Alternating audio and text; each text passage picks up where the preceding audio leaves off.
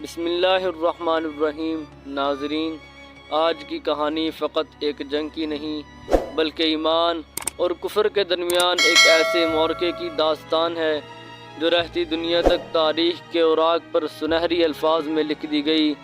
یہ کہانی اس وقت کی ہے جب ظلم اپنے عروج پر تھا، جب منگولوں کی تلواریں بے رحم تھیں اور انسانیت کرراہ رہی تھی، لیکن اس ظلم کی تاریکی میں ایک چمکتا ہوا ستارہ ابھرا جس کا نام ارطغرل غازی تھا۔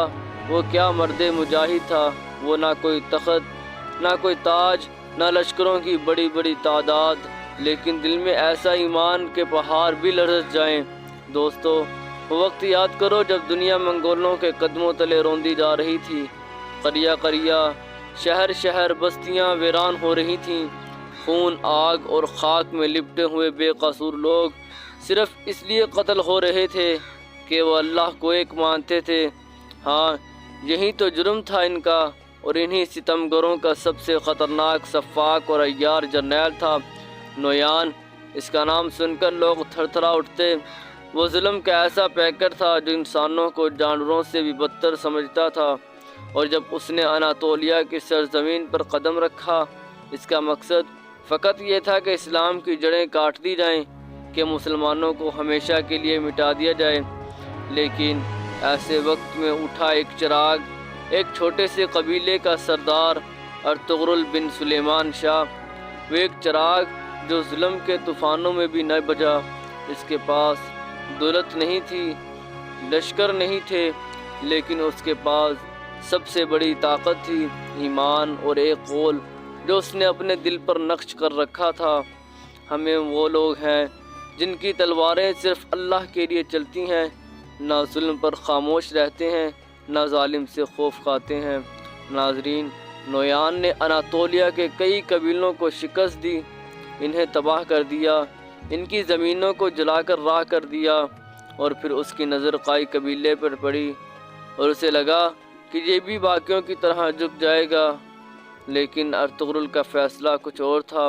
ناظرین، قائی قبیلے کی مسجد میں اذان کی آواز گونج رہی تھی، اور ارطغرل اپنے گھوڑے پر سوار، آنکھوں میں بجلی، دل میں توکل، ہونٹوں پر بسم اللہ، اور پورے قبیلے کے ساتھ ایک نعرہ بلند کرتا ہے، اللہ اکبر، ہم ظلم کے آگے نہیں جھکیں گے۔ اور پھر وہ دن آیا جب نویان اور ارطغرل کا لشکر آمنے سامنے ہوا۔ کیا منظر تھا وہ! ایک طرف منگولوں کے خوفناک چہرے، نیزے اور زہریلی آنکھیں، اور دوسری طرف ارطغرل کے مٹھی بھر جوان جن کے سینوں میں ایمان کی چنگاریاں تھیں۔ نویان ہنسا اور بولا، ارطغرل، تم چند لوگوں کے ساتھ مجھے روکنے آئے ہو، تم پاگل ہو یا خودکشی کرنے آئے ہو؟ ارطغرل مسکرایا اور کہا، نہیں نویان، میں صرف آیا ہوں تمہیں یاد دلانے کہ جب اللہ ہمارے ساتھ ہو تو تعداد نہیں دیکھی جاتی۔ ہم وہ لوگ ہیں جو ہر معرکے میں یا فتح پاتے ہیں یا شہادت، اور دونوں ہی ہمارے لیے کامیابی ہے۔ واہ، کیا جملہ تھا! جیسے تلوار نہیں، ایمان کی چمک ہو۔ پھر جنگ شروع ہوئی، میدان میں گرد اڑی، زمین تھرائی، آسمان گرجا، اور تلواریں ٹکرائیں، تیرے اڑنے لگے۔ ارطغرل کے جوان ایک ایک کر کے دشمن کے پہلوانوں کو زیر کرتے گئے۔ نویان غصے سے پاگل ہو گیا، اس نے خود میدان میں اترنے کا فیصلہ کیا۔ وہ ایک تجربہ کار اور خطرناک جنگجو تھا۔ دونوں سپہ سالار آمنے سامنے ہوئے، ہوا رک گئی، گھوڑے ساکت ہو گئے، تماشائی سانس روک کر دیکھنے لگے، اور پھر تاریخ کا وہ لمحہ شروع ہوا جب زمین پر دو نظریے ٹکرا رہے تھے، کفر کا غرور اور اسلام کی غیرت۔ ارطغرل اور نویان کی تلواریں بجلی کی ماند ایک دوسرے پر برسنے لگیں۔ ایک بار، دو بار، تین بار نویان نے جھپٹا، ارطغرل نے بچایا، پھر پلٹا، اور ایک بھرپور ضرب سے نویان کے کندھے پر وار کیا۔ خون بہا، نویان چیخا، لیکن لڑائی رکی نہیں۔ رات کی تاریکی چھانے لگی، لیکن میدان جنگ ابھی روشن تھا۔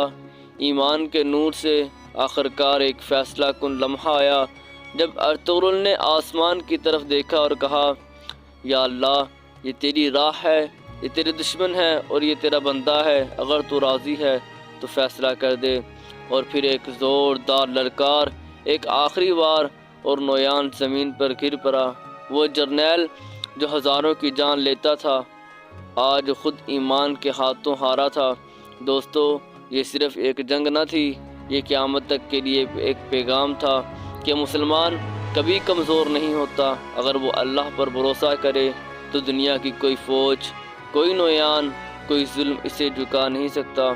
یہ ارطغرل غازی کا وہ کارنامہ تھا جس نے منگولوں کو بتا دیا کہ ترکوں کی روح زندہ ہے، اور یہ روح ہی آسمانی سلطنت کی بنیاد بنے گی جو 600 سال تک دنیا پر حکومت کرے گی۔